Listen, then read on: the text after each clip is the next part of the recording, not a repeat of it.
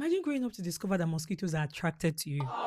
Yeah, that the reason why you have been having recurrent malaria is not because you're not properly treating it, but just because mosquitoes have a high affinity for your person that they just find you attractive. And this is true, especially for a group of people, pregnant women. Science has shown us that for three reasons, mosquitoes are attracted to pregnant women. One, pregnant women emit 21% more carbon dioxide, which for some reason is attractive to mosquitoes. Secondly, pregnant women emit a certain distinct smell that, the mosquitoes just really find appealing and it helps locate them immediately. Thirdly, a large body surface area, which makes access quite easy for these mosquitoes. Sadly, for pregnancy, it's not just malaria, it comes with grave consequences. One of such is anemia. Anemia is not just blood shortage. In pregnancy, the woman already is experiencing what we call physiological anemia because her blood volume is high and the blood cells are reduced,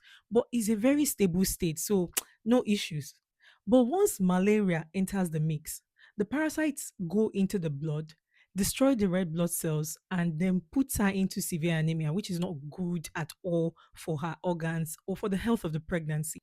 It could lead to organ failure, and one of such organs is the uterus that is housing the baby. And once the uterus malfunctions, it could lead to a miscarriage, a stillbirth, preterm contractions, preterm birth, a neonatal loss when the baby is born, and she can also be predisposed to postpartum hemorrhage during labor.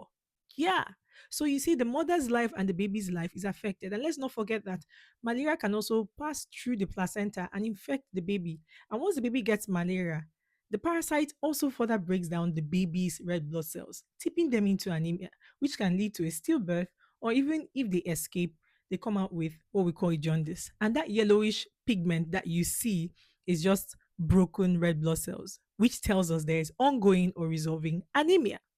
Nobody wants that for their child. You might be thinking, sunlight is going to take care of it. The truth is, in most cases, the early morning sunlight is not sufficient to tackle jaundice. And so, if you notice this pigmentation in your child, take them to the hospital.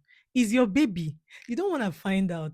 Don't be listening to people that say, oh, that's the way it has always been. Come on. You don't want to test run it. All they're going to do is test the baby, see the level of the jaundice, and determine what kind of treatment your baby needs. Most times it's just a photo light for a day or two, or depending on the severity of the jaundice. In some cases, the babies might require blood transfusion because they are severely anemic and you don't want their organs to fail. So what can a woman do to protect herself? Very simple.